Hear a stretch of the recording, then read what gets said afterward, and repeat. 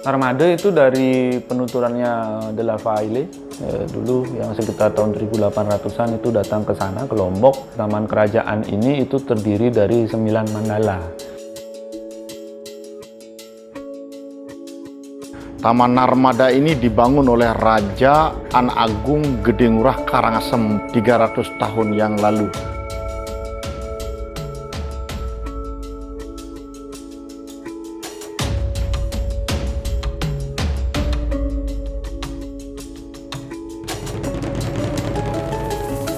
Nama Narmada ini diambil dari nama anak Sungai Gangga yang ada di India, yang artinya mata air, suara air, dan sinar air. Perlu diketahui bahwa situs Taman Narmada ini merupakan salah satu cagar budaya peringkat nasional yang ditetapkan pada tahun 2015. Taman Narmada tidak terlepas dari bangunan Balai Terang dan Balai Mukedas. Sudah melewati banyak momen penting, peristiwa penting yang melekat bersama dua bangunan ini. Untuk bangunan 3 abad, saya rasa bangunan ini sudah layak untuk dibuka.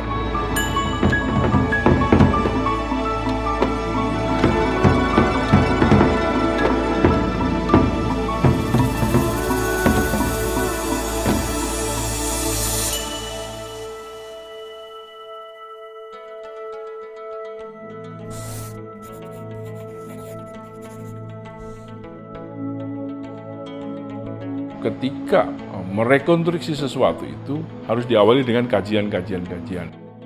Yang mana yang perlu ditelusuri adalah data arsitektural, data struktural, dan data keterawatan, serta data lingkungan. Sebelum studi teknis saya melihat banyak sekali peneliti yang terlibat di sini, kajian dalam proses kajian untuk menemukan benang merah.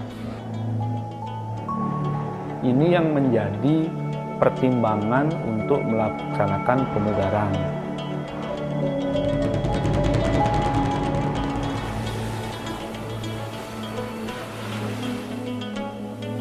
Bangunan panggung itu menjelaskan tentang status sosial siapa yang punya bangunan itu. Balai Terang dan Mukedas dulu itu kan sudah sangat jelas disebutkan oleh De La Faille sebagai peristirahatannya raja. Balai artinya rumah terang. Nanti dari Balai Terang ini tempat tinggalnya raja bersama pemaisuri yang dari Lombok dan dari Bali. Jadi yang nama aslinya bukan Balai Mukedas, Wantilan atau Balai Gede. Saya tahunya bukan tahu namanya Balai Loji, yang tahu turun-temurun ini Balai Mukedas. Ya, jadi digunakan tempat pertemuan, kadang-kadang digunakan tempat tari-tarian.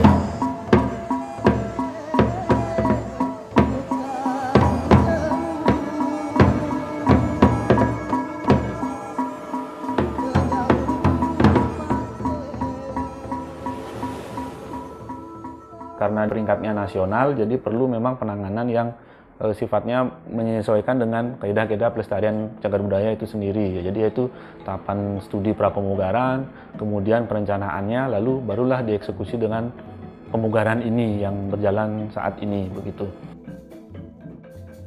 Dalam istilah masa lalu mungkin tidak mengenal masalah pemugaran. Kalau pemugaran istilah sekarang kan harus dikembalikan seperti bentuk aslinya. Mungkin masa lalu tidak hanya dibangun untuk memfasilitasi atau memfungsikan kembali sehingga bangunan itu bisa berubah bentuk.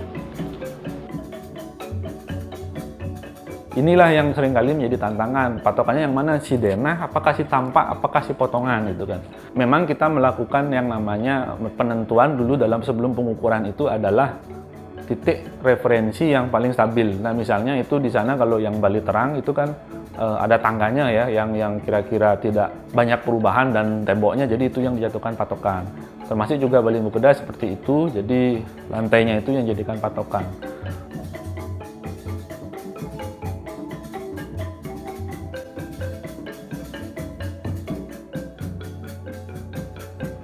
Mengenai tahapan pemugaran itu sendiri ya, pemugarannya ya, ini eksekusinya.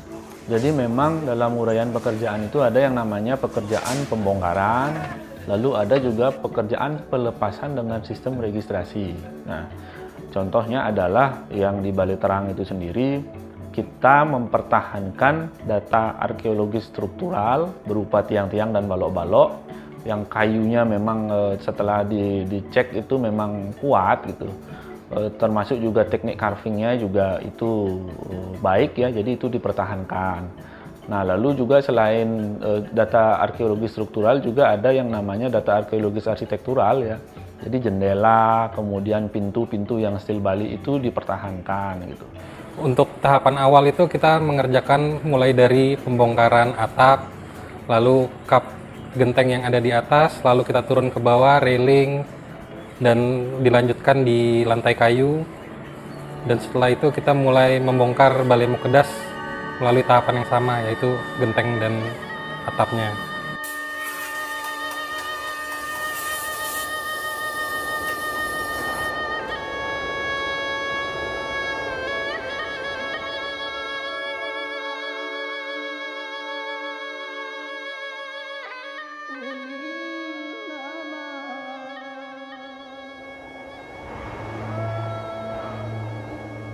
Pemasangannya pun ada teknologi yang diterapkan oleh leluhur kita dahulu ya. Jadi setelah dilihat itu kan ada sistem purus begitu ya. Dia elastis sifatnya itu, jadi ya goyangannya itu ketika terjadi gempa itu kan masih goyang-goyang aja gitu. Untuk tantangan yang kita hadapi itu di mana kita harus menyimpan nilai-nilai penting yang ada di dalam Balai Mukedas dan Balai Terang. Seperti contohnya kalau di Balai Terang itu nilai-nilai penting yang harus kita pertahankan itu adalah pintu, jendela, dan lukisannya. Dan kalau untuk di Balai Mukedas itu ada saka jajar, saka gurunya juga kita pertahankan. Tidak salah teman-teman arkeolog menentukan data arkeologis itu. Jadi jendela dan juga struktur itu ternyata memang bahannya baik gitu loh. Baik, masih dalam kondisi baik yang bisa kita pasang kembali dan itu mewakili zamannya gitu pada waktu itu ya. Nah, sedangkan di Balai Mukedas itu pelepasan dengan registrasi itu kita lakukan khususnya itu terhadap saka jajar ya. Ada saka jajar di sana yang jumlahnya itu 17 dan ternyata ada 5 yang rusak itu yang perlu diganti baru, yang sisanya itu lagi 12 itu dipasang kembali nantinya. Jadi di dalam prinsip pemugaran ada memang material yang harus diganti, ada material yang harus dipertahankan. Biarpun mempunyai nilai penting tinggi, tapi kalau secara struktur misalkan dari kayu misalkan, atau secara fisik dari kayu itu udah rapuh dan tidak layak untuk dipertahankan karena faktor keamanan dan itu cenderung nanti berpotensi merusak yang lainnya, itu perlu ada penanganan. Itu metodenya beda juga. Kita pertahankan, tetapi ada metode misalkan amputasi, dipotong kemudian dicari material yang sama, kemudian berusaha disamakan. Pembangunan kembali Balai Terang ini kita mulai dari pemasangan ige-ige. Kenapa kita pasang mulai dari atas? Karena kita prediksi kalau pengerjaan di akhir tahun ini akan sering hujan. Pekerjaan selanjutnya tukang-tukang jadi lebih dimudahkan lah di dalam pengerjaan bawahnya. Jadi setelah kita terpasang ige-ige, genteng, lalu kita mulai mengerjakan lantai kayunya.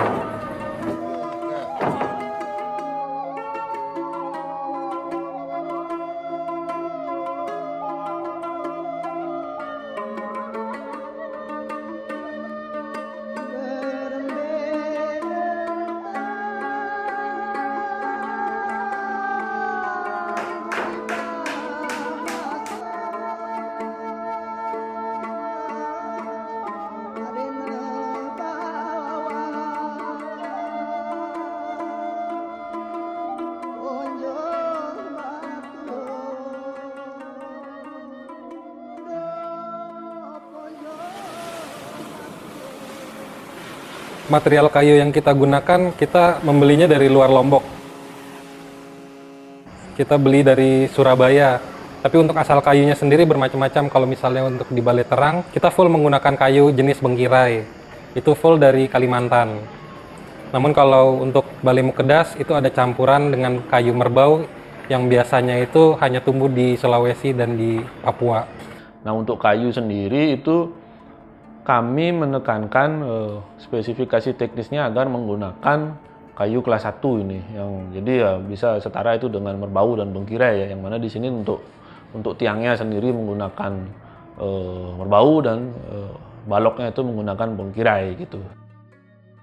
Besarnya tiang, bentuk formasi dari tiang yang ada di Balai Mungkedas. Ya, Balai Mungkedas. Sebesar itukah dulunya? Atau seperti itukah bentuknya? Jumlah formasi tiangnya adalah seperti itukah? Karena kalau ngelihat dari bangunan tapak, ya, dengan merujuk kepada bangunan loji yang dulunya adalah nama loji, itu tentunya baru. Mayoritas tenaga kerja yang kami gunakan itu mayoritas berasal dari Lombok, tapi dari Desa Gunung Sari. Masyarakat Gunung Sari itu terkenal untuk pengrajin pekerjaan kayu. Untuk pengiriman sendiri sih tidak ada masalah, mungkin masalah time frame waktunya itu di bagian schedule pemotongan aja sih sebenarnya. Jadi kalau misalnya sampai lewat itu kita harus nunggu minggu depannya untuk dapat schedule berikutnya. Pada zaman kerajaan dan juga yang dalam konteks sekarang ini itu kan perlu kita melakukan sebuah penyesuaian lagi kan supaya dia cocok dengan materialnya yang kita pertahankan tadi, data arkeologi struktural dan arkeologis arsitektural tadi begitu. Inilah gaya yang melampaui lintas batas ya, di mana Bali itu bisa masuk ke sana gitu. Masyarakat sekarang ini kurang aware terhadap apa itu Taman Narmada. Yang ditahu Taman Narmada adalah kolam renang. Di Bali itu semua ini kan tempat bersejarah. Sebelum dibangun, Raja sudah datang ke sini melihat tempat ini tahun 1724. Sesudah 3 tahun, baru beliau mohon petunjuk. Beliau membangun tahun 1727. Itu sangat lama sekali. Kalau kita jadikan tempat ini tempat edukasi dan literasi sejarah, itu tepat sekali. Dan ini sangat membawa dampak ekonomi masyarakat. Nah, di sini ada Narmada sendiri, Desa Narmada, Lembuak dan Presa. Ini sangat bermanfaat bagi mereka untuk menyambung hidup atau mungkin bisa berdagang di sini, mengambil manfaat atas taman ini. Dulu sebelum sekitar tahun 90-an, Wantilan ini selalu ada tari-tarian. Tari rudat, tari perisian, tari jangger. Jadi dalam 1 minggu tuh 2 hari tari perisian, 2 hari tari rudat, 2 hari tari jangger.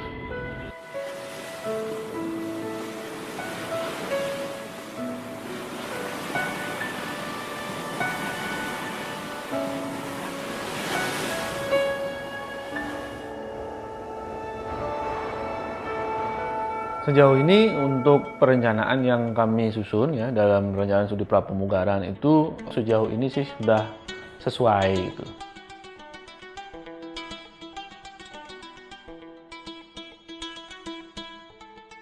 Harapannya sih memang yang mengerjakan ini ya, dalam hal ini penyedia itu memang memberdayakan masyarakat lokal sih ya. Paling tidak sih harapannya memang orang Narmada gitu. Tapi diperluas sedikit pun mungkin yang dulu lingkupnya desa itu mungkin desa sebelahnya bisa, atau mungkin ya lingkup Lombok lah gitu. Untuk kendala khususnya sih sebenarnya hanya masalah cuaca karena hampir setiap hari siang hari itu sudah hujan. Pekerjaan kayu sih sebenarnya lebih masalah presisi sih, karena pekerjaan kayu itu kan harus benar-benar presisi kita pengerjaannya. Jadi ukurannya 1 cm ya bikinnya juga harus 1 cm. Kalau misalnya tidak presisi ya agak susah untuk ketemunya nanti kayunya. Dan ini merupakan suatu perubahan yang sangat luar biasa ketika di dalam proses pemugaran itu melibatkan banyak sekali disiplin ilmu. Ya. Ini bukan satu yang tanpa alasan. Kenapa? Karena kita perlu perspektif yang lain, kita perlu angle yang lain, melihat bagaimana potensi warisan budaya itu dilestarikan dan dimanfaatkan. Sangat luar biasa yang sekarang, karena dari pemerintah di sini ini sangat besar yang sekarang nih. Kalau dulu cuma gentengnya aja diganti, kalau sekarang semuanya bagus sekali.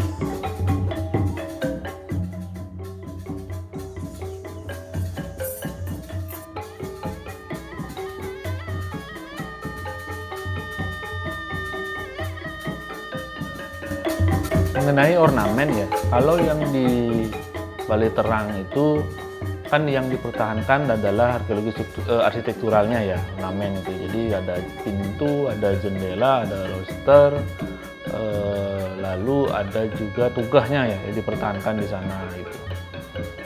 Ada juga jendela kisi-kisi itu ya, jaru berupa jaru itu di sana, itu dipertahankan lah. Dari ornamennya, dari motif itu kelihatan, satu saya lihat itu adalah sulur-suluran, organik, dengan beberapa lekuk-lekuk yang simetris, gitu ya, saling bertemu, saling bertumpuk, saling berhimpitan.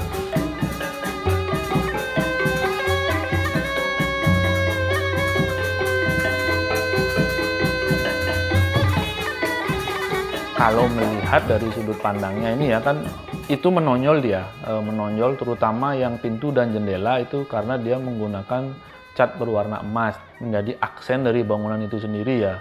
Selain juga indah, dia bentuknya juga dia berfungsi sebagai jalur keluar masuknya cahaya dan udara gitu. Munculnya banyak sekali ornamen itu juga dipengaruhi oleh kearifan lokal. Jadi manusia menciptakan sesuatu itu tentu dilatar belakangi oleh pengalaman-pengalaman kolektif dia yang menginspirasi adanya desain-desain tertentu. Itu layak untuk kita kaji sebagai satu inspirasi. Contohnya kita bisa bicara tentang Kamboja, bunga Kamboja. Kemudian kita bisa bicara tentang buah manggis. Kita juga bisa bicara tentang simbol-simbol mitologi tertentu yang akhirnya masuk di dalam part-part atau bagian-bagian dalam arsitektur. Dengan warna emas dan juga disertai dengan ornamen berbentuk flora begitu ya, yang kalau orang Bali bilang itu pepatran ya, narmade gitu ya, narmade sebagai taman gitu loh, taman. Jadi ya taman, kita kan mengetahui kalau taman itu dia ada floranya banyak, floranya yang indah, dan inilah transformasinya yang dibuat pada waktu itu dan kami pertahankan, jadi seperti itu. Spiritual masuk ke dalam spirit, jadinya proses penciptaan kreatif itu. Menjadi suatu kebanggaan tersendiri ya bagi saya begitu loh pribadi.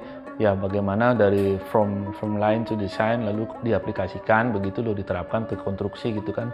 Memang sih perasaan itu mulai ada berdebar, apakah nanti apa yang kita rencanakan itu akan sesuai dengan harapan atau tidak. Nah, ternyata sejauh ini sih sesuai dengan perencanaan begitu. Jadi memang ada rasa berdebar juga, dan ada juga rasa kebanggaan sendiri karena ikut terlibat dalam mempertahankan peninggalan leluhur begitu.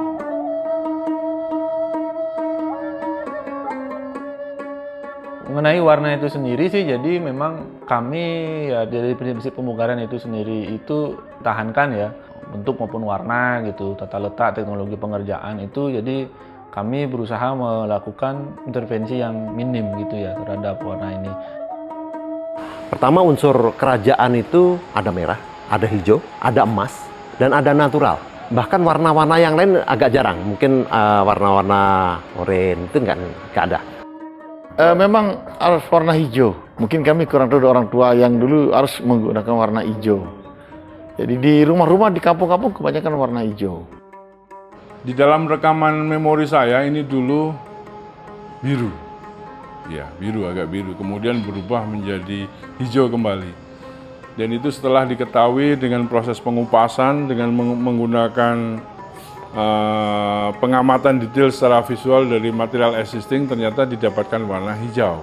Masih mempertahankan sejarah, tapi ada unsur sentuhan natural. Balai Terang itu ya pada waktu studi prapemugaran dan Balai Mukedas itu melihat data faktual dulu kan ya. Jadi yang memang ada yang kita amati pada saat studi prapemugaran ya. Nah, untuk Balai Mukedas kebetulan memang justifikasinya kita kembalikan ke warna existing, jadi seluruhnya itu. Jadi warna dindingnya putih, kemudian warna usuk dan plafonnya itu putih, kemudian ada corak anunya pun warna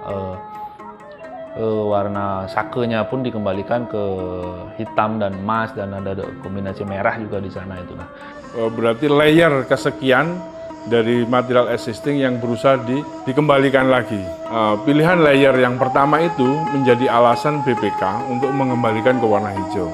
Nah, ini yang menarik adalah Balai Terang gitu. De La Valle bilang bahwa bangunan itu dulunya berwarna putih gitu loh, dominasinya adalah warna putih. Tetapi data faktual di lapangan adalah itu warnanya hijau gitu. Prinsipnya adalah justifikasi kami bisa dipakai itu ya, yang punya versinya De La Valle dan juga data yang faktual di lapangan. Nah, kami memilih justifikasinya adalah dikembalikan ke warna hijau gitu ya.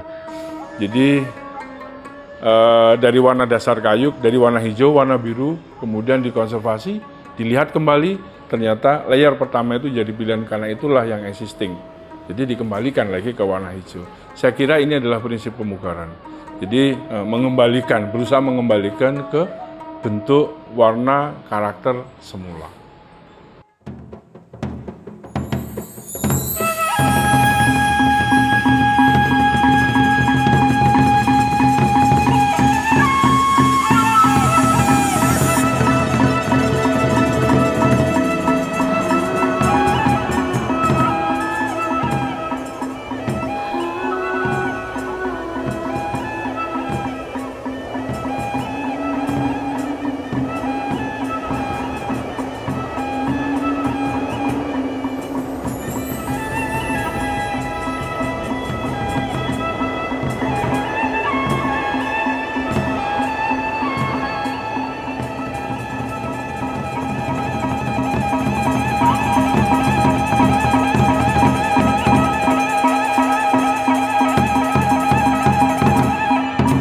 Pada hari ini tanggal 6 Januari, saya sebagai Menteri Kebudayaan Republik Indonesia meresmikan pemugaran Cagar Budaya Nasional Taman Narmada, khususnya Balai Terang dan Balai Mukedas.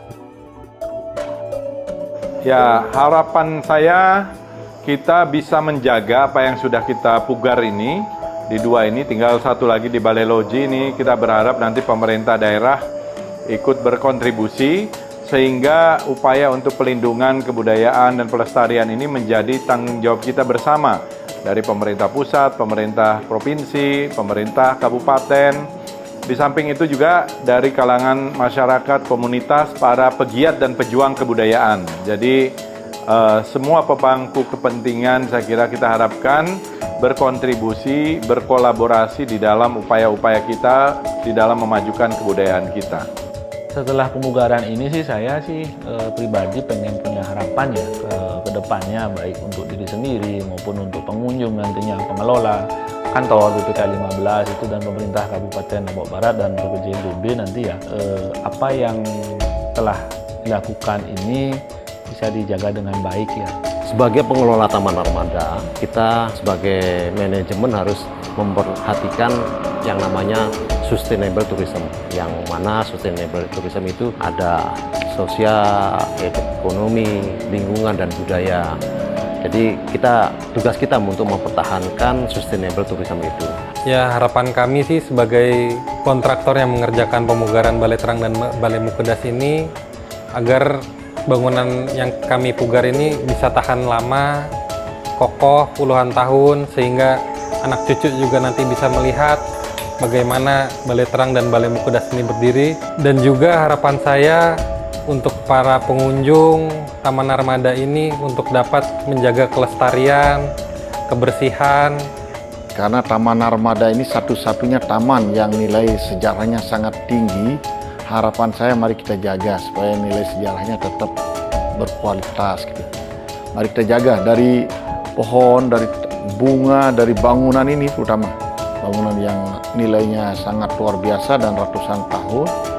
Kita jaga bersama sama pengelola dan pengunjung semua yang ada di sini, termasuk masyarakat di sini. Saya atas nama Juru Pelihara dan BPK Wilayah 15 menghimbau kepada masyarakat di sekitar sini dan pengunjung di sini untuk mari kita sama-sama menjaga kebersihan dalam melestarikan peninggalan Kerajaan Karangasem. Muara dari apa yang sudah diupayakan dilakukan oleh BPK Wilayah 15 Bali Nusa Tenggara Barat ini sebenarnya adalah kepada publik. Bangunan ini dipugar untuk kepentingan pemanfaatan dan tentunya ini atas pertimbangan pelestarian dan keberlanjutan. manajemen partisipasi publik sudah saatnya untuk diupayakan agar publik mempunyai empati, merasa memiliki, sehingga itu menjadi support tersendiri ketika bangunan ini benar-benar dalam situasi yang terancam karena kelembapan. Lombok berada di daerah yang cukup rawan dan tingkat kegempaannya cukup lumayan tinggi. Dan ini adalah satu tantangan untuk tetap memelihara, menjadikan bangunan ini eksis untuk saat ini, besok, dan masa depan.